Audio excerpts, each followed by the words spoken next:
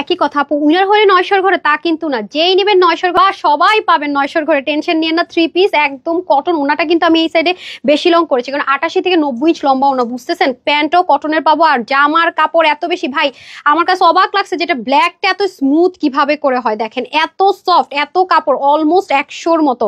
সুন্নতি জামা, রাউন্ড জামা, গাউন যেটা মন চায় বানাতে পারবেন। বডির কাপড় কত থাকবে, এটা লম্বাটা প্রায় 96 থেকে 100-এর মতো, আর ওনা তো বলেই দিলাম কি যে অসাধারণ। নেক ঢাকেন, মাথায় কাপড় দেন, ওয়াশের রেস্ট্রিকশন ইনার ঝামেলা শুধুমাত্র হোক না দুষ্টুমি প্রাইসে।